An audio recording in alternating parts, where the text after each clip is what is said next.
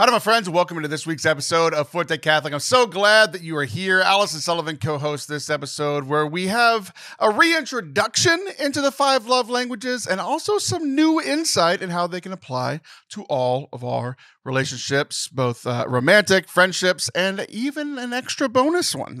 We're very excited about this. This might be the nicest and holiest episode that we've recorded of this show in quite some time. So if you're into that kind of thing, this is the episode for you. We hope that you enjoy it. If you do, please hit subscribe wherever you are watching or listening. Thanks. Enjoy.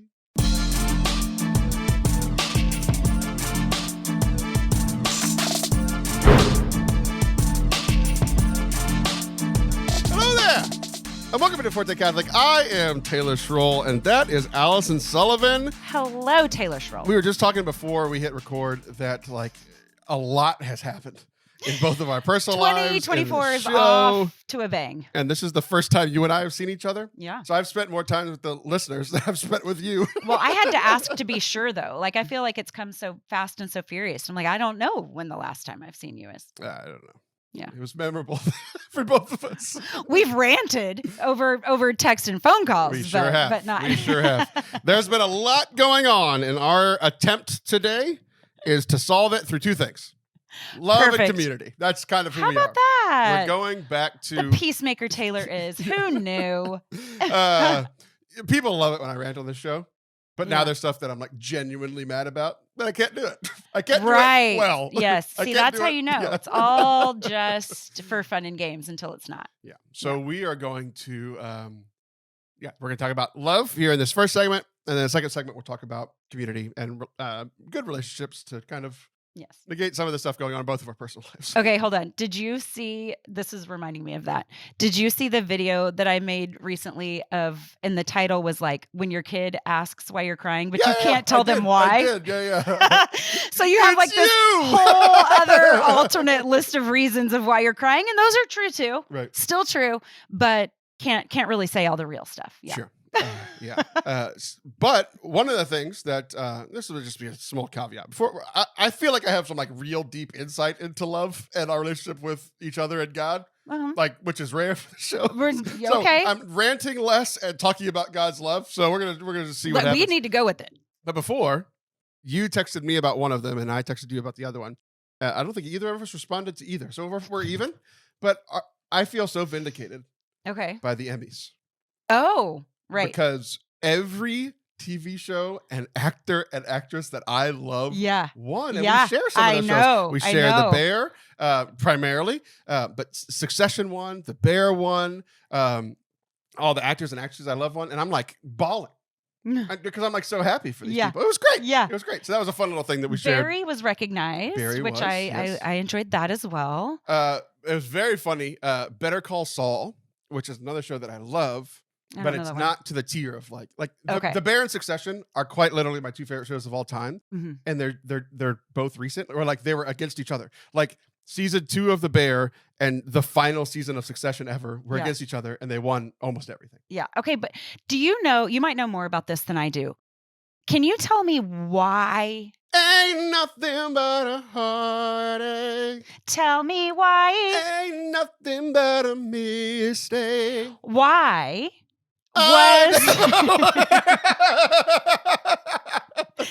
Why is The Bear in comedy or musical? What's happening? Did I watch the show wrong? Yeah, I saw you post about this. A lot of time it is because there's a drama category, is there not? 100%. And the other, what's funny about that is The Bear. A lot of times with these categories, The Martian, I think won for best comedy for a movie, and wasn't a comedy, but at least in The Bear, there's funny moments. It's very funny, and especially the second season, it was very loving and funny until the end, and then they brought back their the thing that we all know and love about The Bear is the tension. Yeah, and there was so much tension all throughout season 1, and then this one was just so happy-go-lucky until it wasn't, and it was so. I see it in comedy. I see what you're saying, though. To me, it's just clever writing. Clever writing is funny, but not. I would never Succession think of won The Bear. Best Drama, and it is quite literally one of the funniest shows I've ever. Well, I thought it was strategic. Is there any like strategy where they don't want the bear and Succession going up against each other? Does it have something to do with that? I mean, I don't know, but it made no sense to me. I don't care. I'm glad it won, but whatever. But anyway, that was a fun little thing that we shared. I just felt, because usually I don't feel fancy often, and like especially when I watch these award shows, I feel like I'm like pretty typically I feel like the common man versus what the hell is all this? Like I spent so much time watching all these shows, and they're not even nominated, or all these movies are not even nominated. Everything that I watched won something. It was beautiful. No, it is validating. Yeah. I feel so fancy this year. Yeah. 2024, fancy Taylor year. Okay, let's talk about love. So,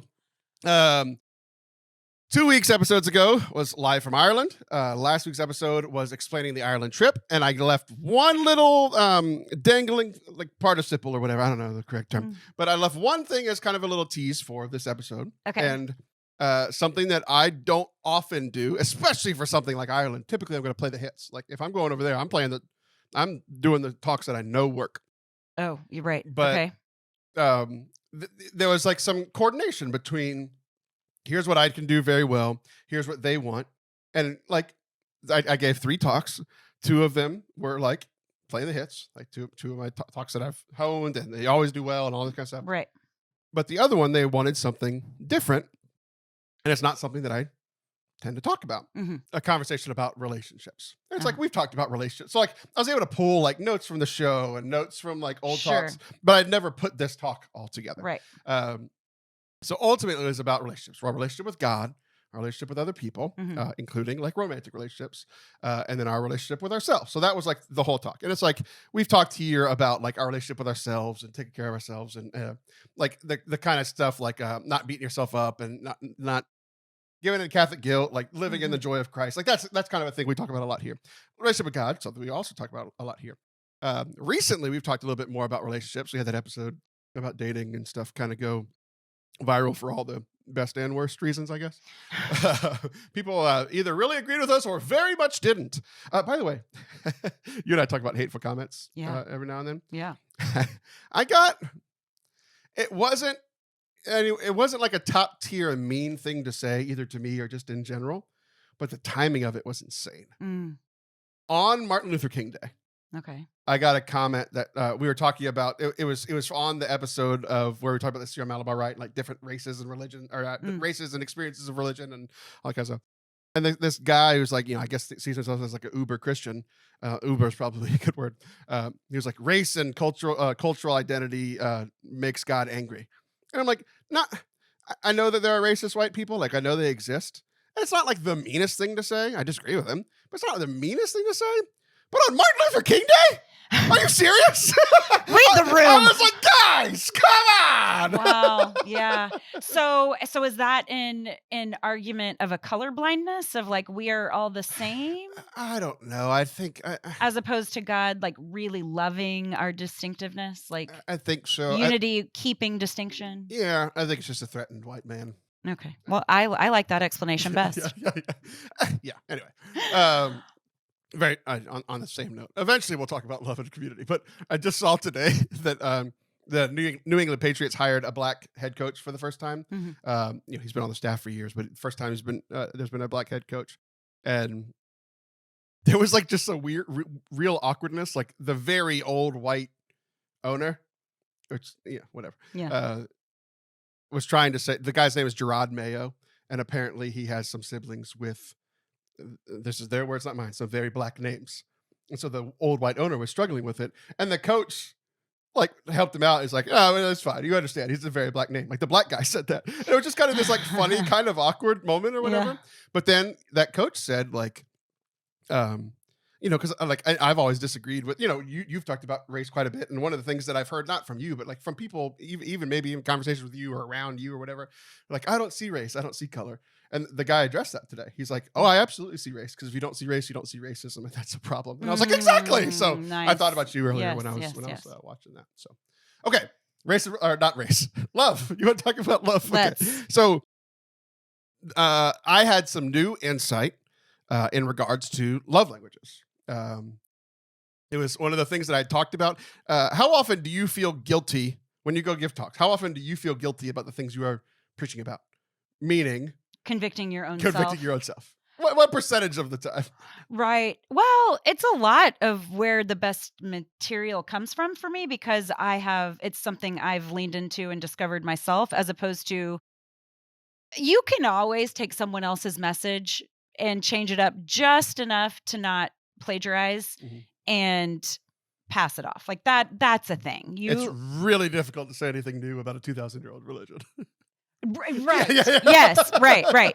But I have found that the things that I discover on my own are the things that impact women. Like I hear, and I've figured this out because it matters to me, because I need a lot of validation because I'm needy.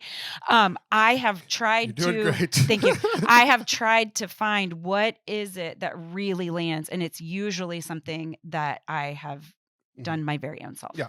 And that's an interesting insight. And it's going to connect to like the big point we're building up to is I had an incredible insight for me that I ended up sharing at this conference. And it's something that I would imagine hundreds, if not thousands of people, like even people listening. I was even thinking about it. I was like, I don't know, maybe 50% of the audience has already made this connection. And I'm going to look stupid because I'm like, I have this new revelation, but it was huge for me. So before we get there, kind of baselines of love languages. So they did want me to talk about relationships, which was their favorite part of. They didn't care about what I had to say about God, but when I started talking about dating, they were like tuned in. They were ready. Yeah. They were ready to listen. Yeah. So they wanted you to talk about dating relationships. Yeah. So they wanted me to talk about all relationships. I started with God, and then I went to others. I see. And included in others is like romantic relationships. Sure. And then to yourself. It's like love God, love neighbor, love yourself. That was like the structure of the talk. But the middle was when they really latched on, like the relationship part. Yeah. So where I felt this conviction was I've been talking about love languages. I don't know, maybe it's like the 4th or 5th time I've ever talked about love languages publicly. And as I'm talking, I'm feeling this conviction because one of the primary things about love languages is, do you know what they are? Do you know what the 5 are? I've got my notes here. Okay. What are they? Do you want me to say them? Yeah, go ahead. So there's quality time. Yep. Gifts. Acts of service, physical affection, and words of affirmation. Right. So I've been talking about this a few times, and one of the main points from like the people who wrote the 5 love languages is like knowing how you like to receive love is a great first step. Like for me, it's physical touch, quality time. Like those are my primary 2. But because of that, my assumption is that's how everybody else wants to receive love. Of course, right. And that's just how everybody is, right? It's just a part of the human experience. It's like if yours are, acts of service and quality time, you assume, if I'm going to be loving to this person, I need to do acts of service and spend quality time with them. But it's not necessarily the order that other people receive love in. So my conviction was, I could guess my wife's top 5, but I don't know if I could do them in order. Okay.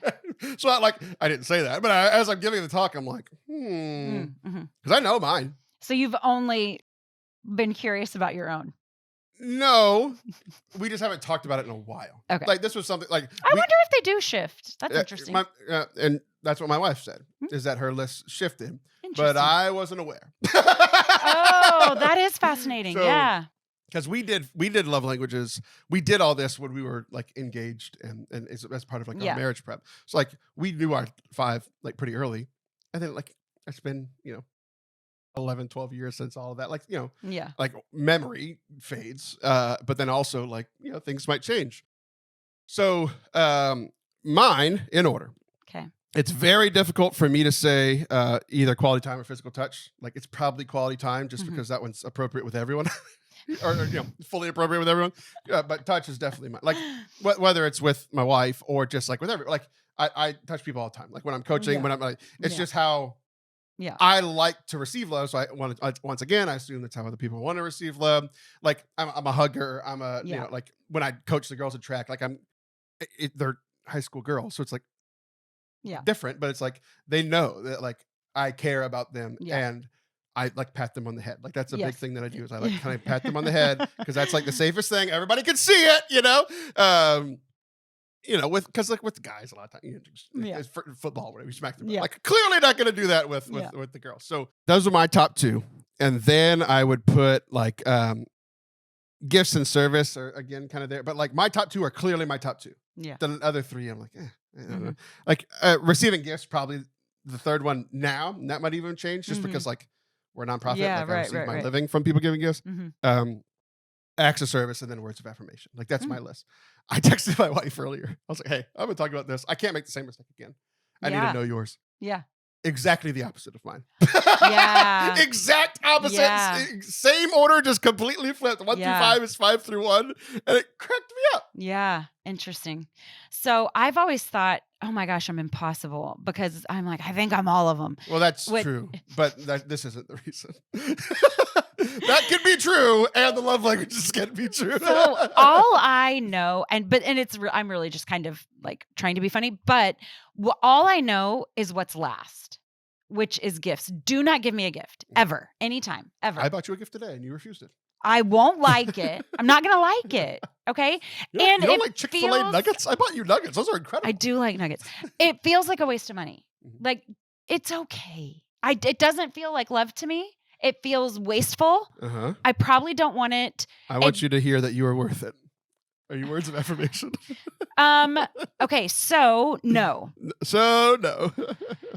Can I guess yours? Yeah. Okay. Well, you've just revealed that gifts is not last. A gift. Acts of service is your number 1. No. No? Okay. We'll talk about that. Why? I from an outside perspective, that's what I was. Okay. I think words of affirmations high. Probably. That's what I would say was second. So I was wrong. It's probably high. Quality time, physical touch, gifts. So I'm number 1 is quality time. So I know 1 and 5 pretty easily. I think it becomes a mishmash. Actually, I would say acts of service is probably 4. That's surprising. Just like that was an assumption just based off of like your. I trying to like you're so into doing acts of service that I assume that's how you like to receive up to. I was hoping that it's because when you do something for me, I thank you heartily. Well, you do. Okay. But like like you like doing like acts of service for the community, for people in need, that sort of thing. So like it's something that's very important to you. But my husband would say I'm not an acts of servicer. Like he brings me coffee every morning, which is that a gift? Which is so nice. That's so nice. So I think, okay, so if I'm number 1, quality time, I would think physical touch and words of affirmation get swapped. And then acts of service. Don't give me a gift. Acts of service. Yeah. So I had 3 of them right. I was just very wrong between 1 and 4. 1 and 4. So, interesting. Although I will say that words of affirmation can make me feel guilty. It's I probably could use a little work around this. Also true, despite the 5 love languages. A lot of truth bombs coming out of this conversation. So for example, if someone writes me a letter in the mail, I have a hard time opening it. It stresses me too. They shouldn't send me physical mail. Yeah, but I think most people really love that, and it's such a kind, touching gesture. Yeah, it's interesting. To me, it feels stressful, and I don't know if it's because now I have to return this favor. I don't know what any of this says about me. No, I'm 100% with you. Stop sending me stuff in the mail. It's so nice. Send me something in text so I could give a little thumbs up reply. That's all I want. Yeah, it's really nice though. Sure. Those are acts of service people. You know, I think my husband is an acts of service person, and there's a lot of things that he does for me that I don't recognize as love, and I hate that for him. You know, like I really do. Now, the one way that I think that that love languages can get a little wonky is when the message is recognize how your partner is loving you. You know, like bend to their way of loving you instead of let's communicate each other's right. And whatever. So, that said, I am regretful that I feel like my husband probably does a lot with the intention of I'm going to love her this way, and missing that feels sad to me. I don't like that. It's both, especially in a marriage where like you've chosen to be with each other. You clearly love each other. But I think it's both. It's like it's a mutual thing. Like we're in this together. It's like I need to love you better the way that you want to be loved, but you also need to be a little bit more appreciative of the ways that just kind of come naturally for me to love you. Right. And then vice versa. Right. Like, this is just a tool. Yeah. And kind of for me, like a reminder of like, right. oh, like, because Sam, like her lowest two are quality touch and quality touch. Yes. Whatever. Quality time and physical touch. None of that lame touch. Yeah, exactly. Do that. No, I'm gonna keep moving. So this, like the first time we went through like this 5 love language things towards the beginning of our relationship, and I was like, quality time's so big for me. Where she was like, oh, he's playing video games, I'm gonna go do my own thing. I'm like, no. I want you to do your thing, like next to me. Like you don't. Yeah. Like we're like again, there's balance. It's like we'll do stuff together. We'll have conversations. We'll go on dates. We'll watch TV together. We'll watch movies together. Like we can be with each other talking. We can be with each other shutting up. Yeah. Or we can be with each other ignoring each other. Just but lean together. on me while we do it. Exactly. like so that was kind of a big realization.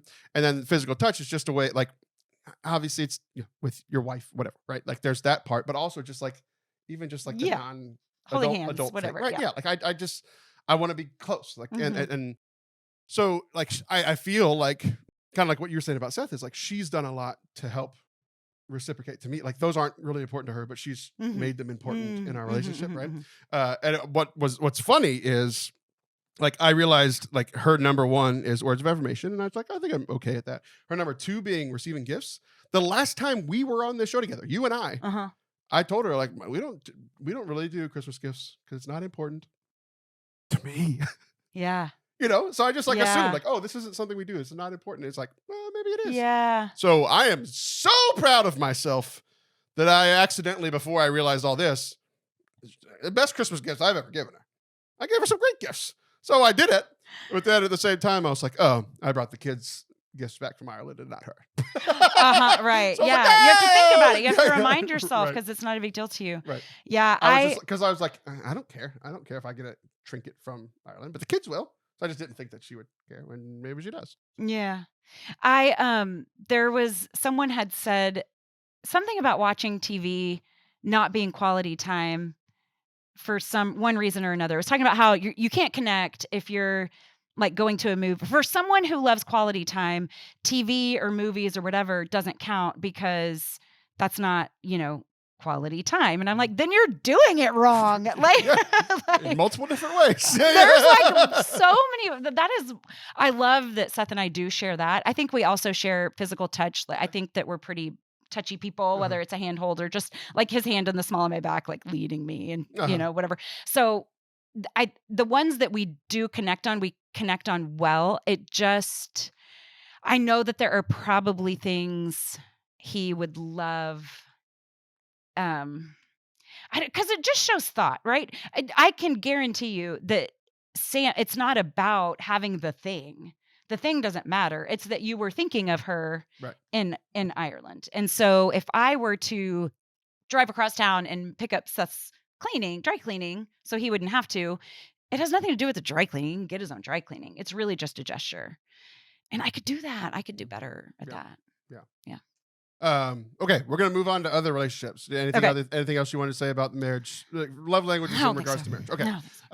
The second one is other relationships. So, we talked about like with your parents, with your family. Talking to kids, young adults, right? With your parents, with your family, with teammates, classmates, and then so we talked about it in general, and then we kind of honed in on the romantic relationships, which we kind of just spoke about. But I shared a story, and it didn't really click why a moment meant so much to me. Another thing that's happened since you and I have talked is we had our ring ceremony for our state championship race. The state championship we won way back in May. People are probably tired of hearing me talk about it, but we got our rings. We waited for our college girls to kind of be back home to celebrate with everybody. So we got our rings, and part of that ring ceremony was everybody, the girls, all submitted like a favorite moment with a picture. And then like I'm the coach and I talk a lot. So like I got to like share quite a bit about my experience and like our team experience and stuff. So one of the girls who's a senior last year, like she's been with me for 4 years. She's the superstar. She's the one that like was the best athlete the school's ever had. She won. She was the athlete of the meet, meaning she scored more points than any other girl in the whole state meet. Like this special relationship. And her and I, personality wise, really couldn't be much different. Like it took us a while to become close. Over the course of years. And like part of that, any relationship is time, whether your love language is quality time or not, just time together, building trust, all that kind of stuff. Right. But it really stuck out to me because again, like I mentioned, like it is often hard for me. Like this has always been kind of a thing with me working with teenagers, like in youth ministry, coaching, campus ministry, whatever. It's like, I want to show love by quality time and physical touch. And like, clearly there's just boundaries and you want to be above reproach and all this kind of limitations, stuff. But I knew what my favorite moment was, and I have communicated this multiple times. But the fact that she communicated that this was her favorite moment meant the world to me because like her love language is not physical touch. It's just not. Like but my favorite moment and her favorite moment was a moment whenever she broke the school record for long jump. She won state in long jump. She like big moment. And it's me, her brother, and her and I are just, we heard she jumped over 18 feet. And when they announced it, she just kind of like folded into me. Like I'm huge. She's tiny. Right. So the picture is like me holding her. She is so happy. He's so happy. So it's like literally quality time. The quality time that I've spent with these two kids, the quality time they've spent as family. I've coached their other siblings. And then this girl who like, we didn't hug much. Like she's kind of like just a very different personality than mine. But that was the moment. And it was like I care for these kids that I coach, that I work with. And like, but seeing it reciprocated in a way that like wasn't natural to her just meant the world to me. And like, and it was special for her too. Like it was her, like it just, so like, a lot of times we kind of think like, oh, physical touch is just for romantic relationships. It's like, this clearly isn't a romantic relationship, but like it still meant something for me to have the quality time and physical touch. So I don't know, it was just like an interesting insight. I was at this retreat once and it was in a living room. It was a very I remember this. Is it the one I'm thinking of? I think so. I've been watching her on TV a lot recently. Different one. I don't know. Wait, hold on. Patricia Heaton? Oh no. I've been watching Everybody Loves Raymond. I've thought about yeah. Okay. No, that was great too. Yes, anyway, true. Okay. All true. This was a retreat and it was designed for women who lead to come and just be nurtured and then this really sounds like Patricia Heaton's house. And then go give back, like go back out. And this organization's spiritual gifting is this nurture. They have a gift of prayer and all walls were down. And I think it's interesting what you say about when we think of physical touch, we often romanticize it or make it something that it doesn't have to be. But when I tell, it's going to even sound weird. It sounds weird. But when I tell you there were all these women together and with all walls down, people are like leaning into each other, like people's arms are slung around each other. There's even like people on each other's laps, like heads in laps. And it was so intimate, like a Greek painting. It was yes. You're touching me now. It was so holy. It was so holy, and that reminds me of there is this moment in my stretching practice that where when I'm leading a class, I do a physical adjustment, and people can always opt out. Like to fart? No. Everyone's perhaps. I try to ignore those moments, but they happen often. But if you're just like laying flat and it's the end, we're just in corpse pose and we're just laying there. I can do that. You can. It's my favorite part. It's everybody's favorite part once you've embraced like the concepts. And so I give everyone an opt out because not everybody wants to be touched and there's a lot of trauma. But I have everyone lay there and then you place your hands on your belly if you do not want me to touch you. But if you do, then I will walk around and do a very simple adjustment. And it's just like ankles. There's kind of like a little pull and a little swing. And then I will kind of hold your feet and pray for you. Mm-hmm. And I have had so many women bust into tears with the holiness of touch with no expectation. It It reminds feels me of like Mary Magdalene, like washing Jesus' feet with her hair. You know, like an intimate moment. Yeah. Mhm. And so I just pray for them. And in this last moment, someone from our church community recently moved, and she came up to me and she said, "I just want you to know that in those moments, I feel you praying for me, and it is so holy, it is so pure, that all I can do is just pray for you back. And so I just want you to know how often," she said, "I would picture your children's faces in those moments." And so it was just this very like sweet connective thing. And I think that when you do remove our, I don't know, kind of silliness around it, or even social constructs around it, it can be the most beautiful thing. Yeah. I like that. It's a great example. I love that you have a picture of that moment, like that Oh, it was yeah. captured. And Oh, yeah. I love that. By your mom. Like, I mean, like there's Yeah. just so much to that. Yeah. Yeah. It's just a beautiful, beautiful moment. Okay. So that was like, you know, those are the things that I like tend to think about. Like this stuff pops up relatively often, right? So with romantic relationships, with like other human relationships, but here was the realization that I like feel so dumb that I never thought about it before. And again, I'm sure 1,000 people have thought of this. No one's ever told me though. This came straight from God to me. And I'm sure God has communicated this with hundreds of thousands of other people. Yeah. But like applying the love languages to our relationship with God just never occurred to me.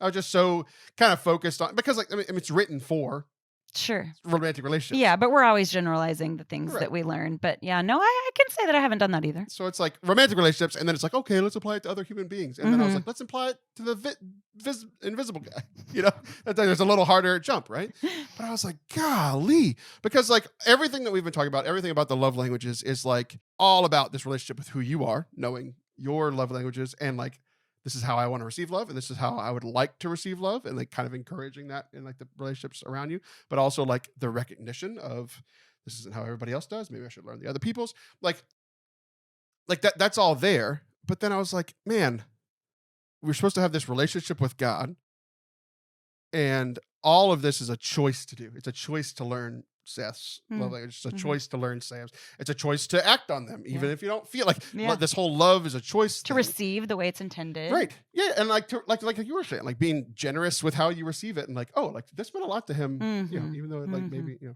it's just coffee, you know, whatever. Yeah. So like that sort of thing.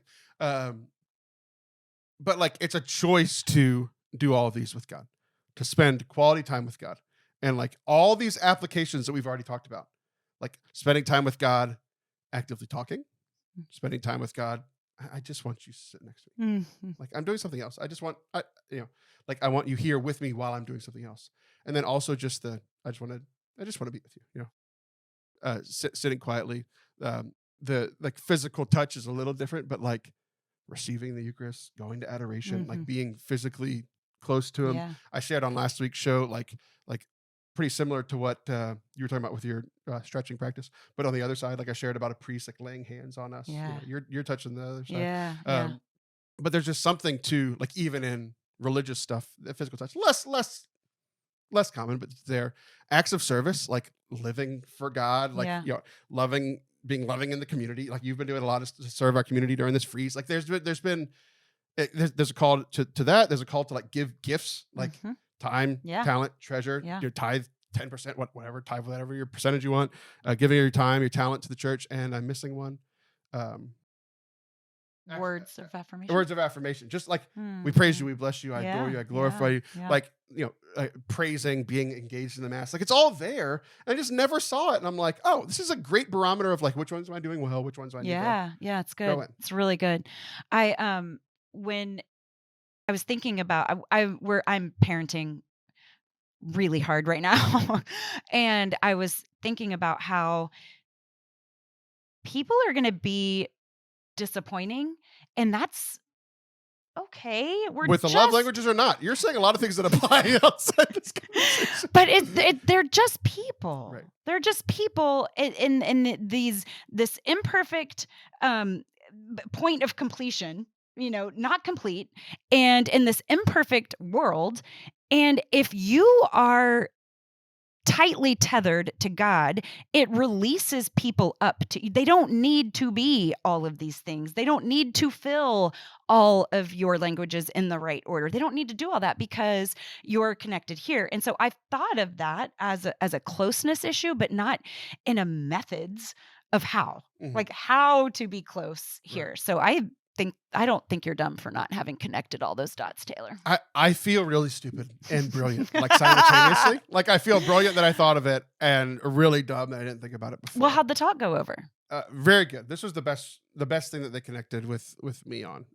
I think probably because it was practical. They liked the dating stuff, but like I talked about that, and again, like in human relationships, like there's appropriate things to do on all the different levels, right? Like, you know, we talked about dating a lot. It's like physical touch is going to look different than a married person, but like you can hold hands, you can, you know, like put your hand on their shoulder or whatever, right? Like there's just levels of that in different relationships and that sort of thing. So, I don't know. It was just a cool insight for me, and kind of like, it wasn't even like I had to think about it all that long. Like once the thought came down, it's like it all snapped into place. It's like, oh, like this makes so much sense. Right. And like, the realizing that I could do this and respond to God in relationship with this way. And like the fact that he wants to do all those things for us too. Right, like we give him all that stuff, but like he wants to spend quality time with us. He wants to give us gifts. He wants to do acts of service for us. Like he wants to do all those stuff because he's in relationship with us, in a loving relationship with us too. So. Because of the point of the season I'm in, just with parenting,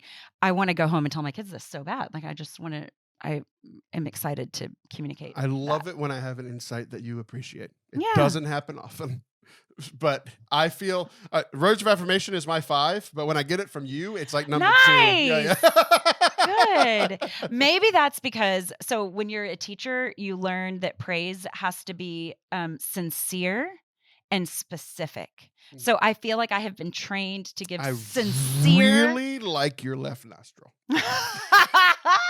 That's not sincere. It wasn't, but it was specific. I was hoping you would pick up on that.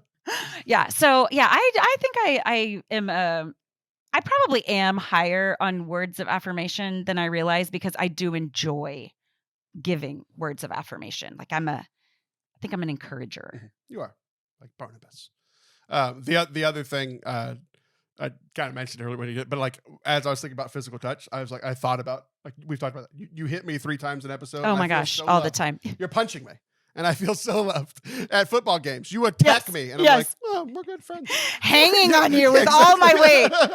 Get in the end zone. Yeah, exactly. Push him in. It's very good. So we're going to come back. We're going to talk about community, and we actually have some words of affirmation for other people in regards to this. So don't go anywhere. We'll be right back. If you love the work that we're doing here at Forte Catholic and are feeling generous, we could use your support to meet our financial goals here in 2024. ForteCatholic.com/donate is the way that you can take action and do that. It's really easy to set up. You can give a one-time donation, or you can give a monthly donation, set up a recurring donation.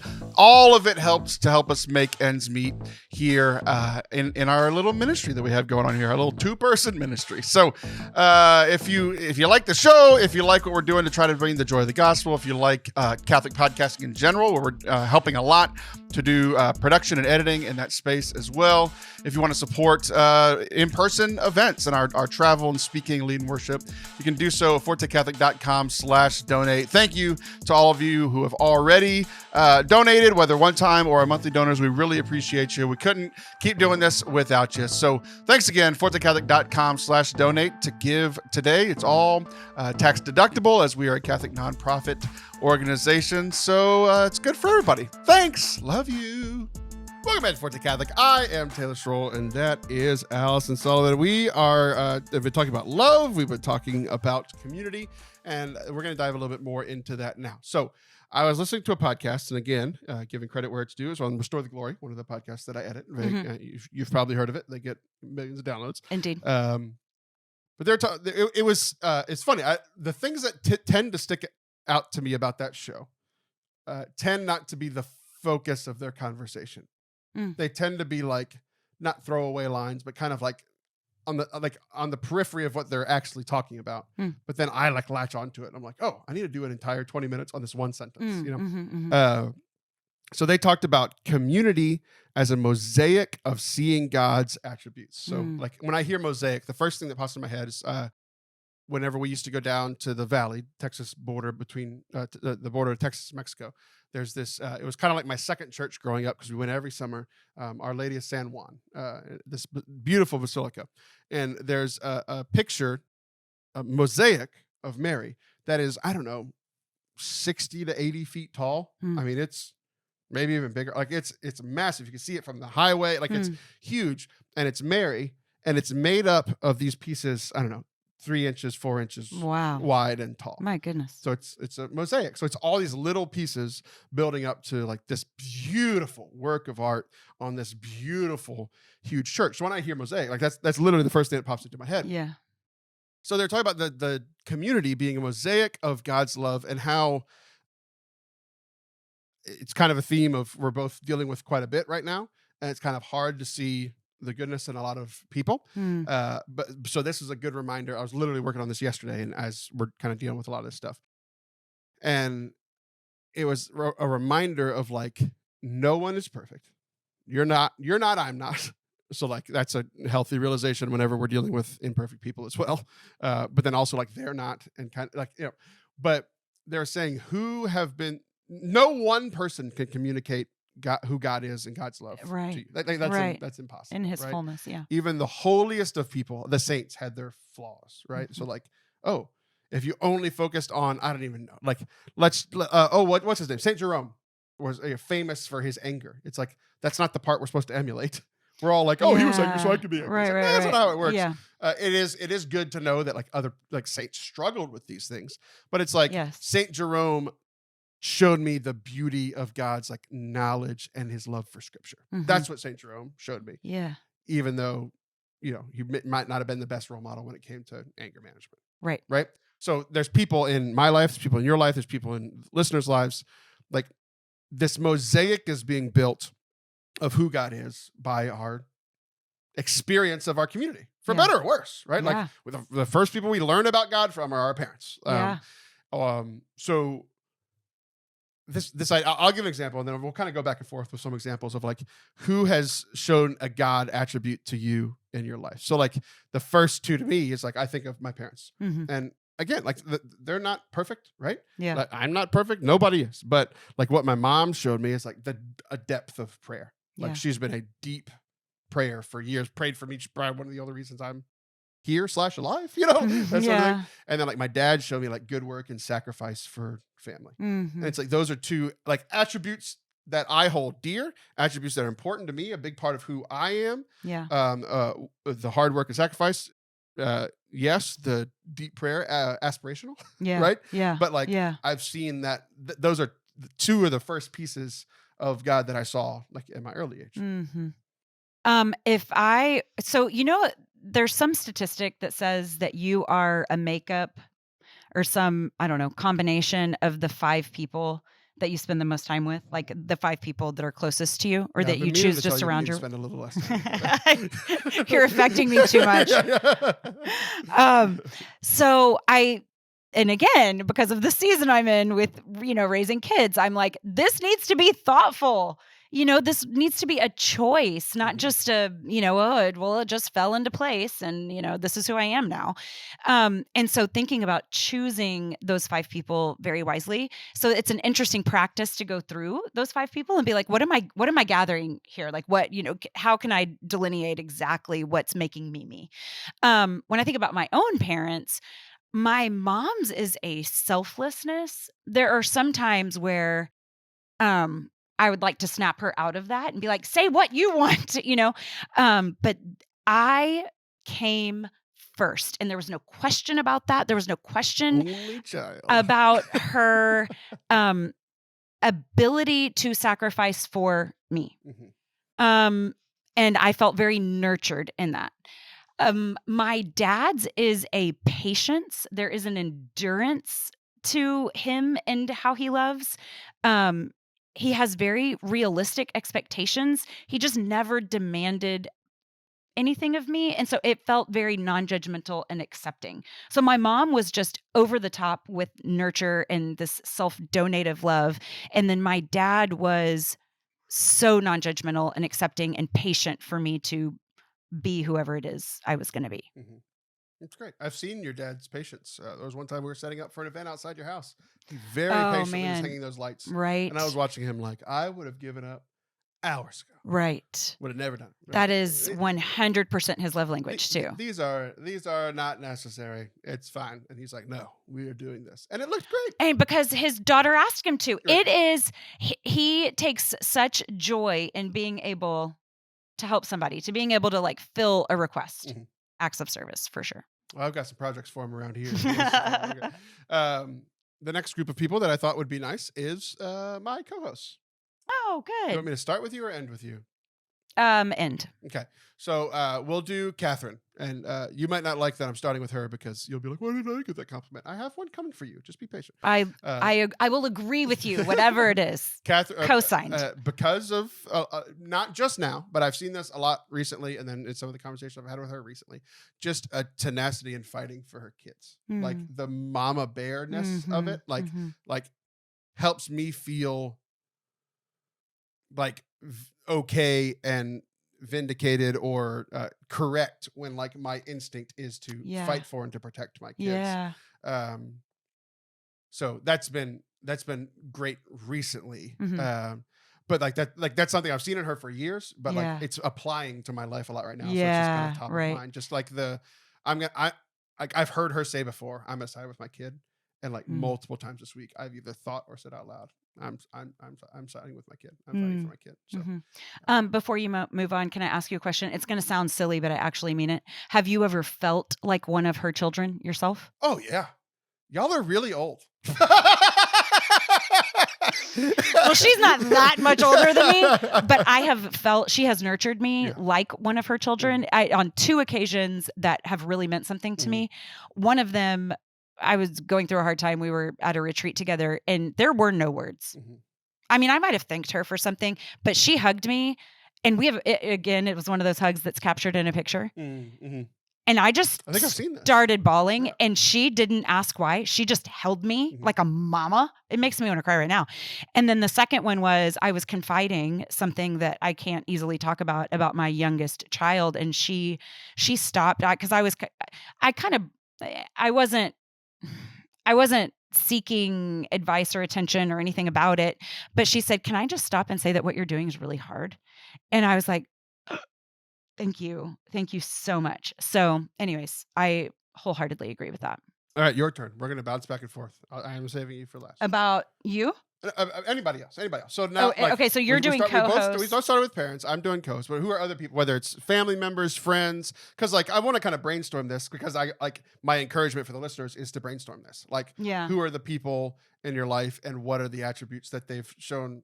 Like for me, like since I've been thinking about this for the last like really just 24 hours, is like it is helping me to focus on the positive in people again after being.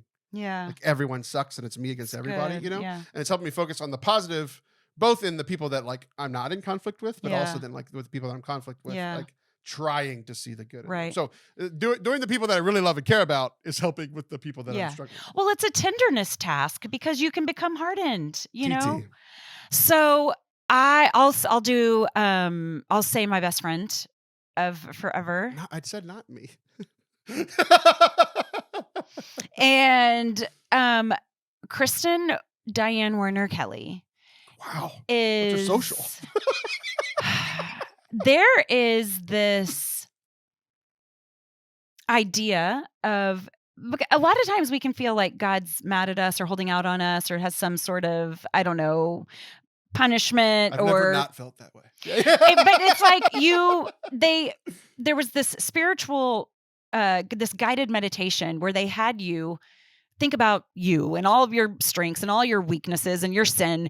And you are opening a big wooden door and it's like you're walking into a courtroom and they have you visualize all of that, you know, the weight, how the door feels in your hand, that it's heavy. And when you open it, you're waiting, you know that this is about judgment. And it was talking about when you open the door, picturing your best friend behind the bench, at the bench. And there is no greater acceptance that I have ever felt. So I guess this is kind of similar to my dad's, but there is complete on my side. She is a warrior for me. Mm-hmm. And even if I'm wrong, which she will tell me, it is with such love and without animosity that even if there is a critique or if there is a criticism, it does not feel like a critique or criticism because I know that you love me. You're not smiling while you're telling me how I'm wrong. Mm-hmm. It's grieving That's you. me. Yes. It's grieving you how I have been manipulated by an enemy to act wrongly. Sure. And okay. So if my dad's is like acceptance and non-judgmental, hers is compassion. There is so much compassion for me. Which is funny. Even some of the verbiage you used was courtroom verbiage, and she's a lawyer. You're like, when I'm feeling convicted, I need an that's advocate. Great. Yes. Nice. Tell the truth. You can't handle the truth. That's great. Okay, I'll do Anthony now. Okay. You're still going to be last. Anthony, and I've said this one before, but like he has just shown me the good side of the humanity of the priesthood. Just like, we've seen the negative side of the humanity of the priesthood in the news and locally and all that kind of stuff. But like, he has just shown me like priests are human beings who care. And I think because like, there have been times where priests have wronged me and they were wrong. And there are other times where priests have, I've perceived that a priest has wronged me because it felt like they didn't care. And I think they were just overwhelmed and overworked. Yes. Like there's both. They're there was people. like bad. And then there was like, this could have been better. But extenuating circumstances, the life of a priest is hard. Like, so my relationship with him has helped me in my mosaic of understanding like other priests. Yeah. Because I've seen he's one of my best friends. And like I've seen him in all parts of life. And so like I've appreciated it in him. But again, as we're building this mosaic, it's helped me in my relationships with other priests. Yeah. Too. So just like a genuineness and an honesty and an openness where typically with priests, I feel like closed off. I'm not going to open up, that sort of thing. Yeah. So. It's really good. Okay. So if mom was selflessness, dad was acceptance, Beefy is compassion, Seth is commitment. He is a warrior for what he has promised. And he will be curious about that. He will allow himself to be wrong about that. He is impossibly, it's like this giant oak tree of steady, of stable, of reliability. He is, I say this often, that he's like the heartbeat of our home, but more so, there is this rootedness, this oak tree, like right in the middle of our living room, of insistence. Like, this is what we have promised. This is what I have promised. This is what I'm going to do. And if I've been wrong in the last however many 18 years, I'll fix it. And if this isn't working or you're whatever, we'll just fix it. And it is so hopeful. It's so hope-giving because I can just be a tantrumer and I don't know. I'm just not that way. I just admire him so much. Beautiful. Yeah. I really like this. This is way more positive than usually on show. But I like it. Like, it's not like what I'm feeling as you're sharing, because like I knew what I was going to share, but like as you're sharing, it's just like this. There's just something. I've said it. I'm trying to say it in a way that like really conveys how I'm feeling. It's like this mosaic is beautiful to refocus, but also just like a freedom from like feeling like I have to be everything to everybody. Like totally. a freedom, like it's not excusing my flaws, but a freedom in like, I'm going to piss people off. I'm not going to be, but like hopefully I can be like, part of somebody's mosaics for joy, or like commitment through thick and thin with like, I'm thinking like coaching, like hopefully I can be something on everybody that I have a relationship with Mosaic, but I don't have to be everything. And there's just some freedom in that to like, yes, I need to work on the parts, like Mosaics are broken. Like there's parts of me that are broken. Like there's parts that I need to work on, but there's just this freedom in like, I know, like I've gotten words of affirmation for people even recently of like, you have shown me this in Catholicism, or you have shown me this in relationships. And it's just this beautiful thing of like, because I can often feel down on myself and like see my flaws, but like other people often can see like there are people that don't like me and don't like you, fine, right? But there are so many other people, a larger group of people who are like, you're on their mosaic, you know, and that's just a beautiful thought. It's a tenacity in preaching, like, and like, it's what everybody on the show loves you for. Like, it makes me recall like the early days of the show. And I think one of these days I'm just going to let you go again. I'm just like, you know, like, this is your segment. Where's your most recent talk? I'll just sit here and make a silly comment every 4 minutes and just go. But just a tenacity in like your preparation and in how you convey like your love for God, your love for Scripture, your love for people. I think that's like a consistent theme in your preaching is like your love for neighbor is stronger than my love for neighbor. Like a lot, even in my preaching, a lot of it is like love for God. So like all the stuff we talked about in the last segment was kind of newer. Yeah. Because like I am talking a lot about like my relationship with God and what that means for me, what that means for you, but less in mind about like a passion and tenacity for preaching and a passion and tenacity for other people. Like I couldn't believe, like I didn't know all the context of what you're going through, but like I knew what I was going through this week. Like difficult stuff with our family, with church, with school, with the place froze. I'm dealing with like my own health stuff. Like this was a stressful week. Yeah. And you're like, I'm opening helping / promoting this shelter for people, for homeless people who need to be in from the cold. And I'm like, great. Good for you. I can't do another thing. I my whole life is falling apart. I clearly can't handle my own stuff, let alone go help somebody else. But just like seeing you do that, and I was like, that's awesome. Good for her. You know? And like now I know, like, okay, you're dealing with the same stuff, and you still did it anyway. Like there's just a tenacity in your preaching and a tenacity to live it out. I appreciate it. Thank you. I love being able to think about if it's selflessness, acceptance, compassion, commitment, and then be able to think about how the Lord is those things to me. The Lord is accepting, and the Lord is selfless, and the Lord has commitment and compassion. So my fifth one, Taylor, will be you, and it is persistence. There is a persistence that the Lord has for me that I see in you. And I don't think that I would ever just fall off your radar. You know, like I think that you would come after me. You've tried. You know, and I just love that because one of my weaknesses is I will leave. I will storm off. I will, you know, and it's a weakness. Like there's no pretty way around that. And you are long suffering. You are. There we go. There's this song, and I don't mean to make it like more dramatic than it is, but like there's this song, and it's Patty Griffin, and if you break down, I'll drive out and find you. You know, like I think about my inbox right now, and because life is life, I have a jillion unwatched reels that you've sent me. You know what I mean? And I'm sorry, but it doesn't and I hate matter because you just touched my shoulder. And it's all forgiven. All forgiven. I don't ever quit sending them to me. Because that is just a mark of the way that you are persistent and like, no, we're going to do this thing. We're going to do this life together. So the Lord is all of those things, and he is persistent.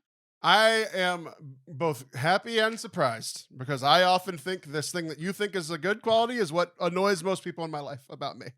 I am very persistent. Why won't he just go? Give up. Yeah, exactly.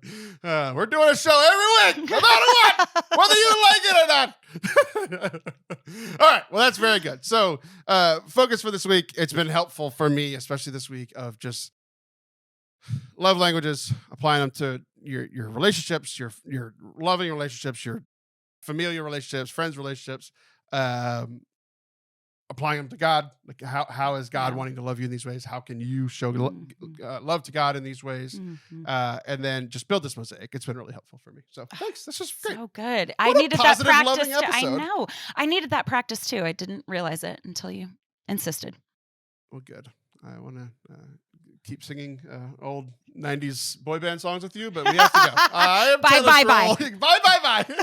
I'm Taylor Schroll. That's Allison Sullivan. That was really good. I'm proud of you. Don't go anywhere. Go away. Go away. We're not persisting anymore. We'll see you in a week. Temper tantrum. Bye. Insane.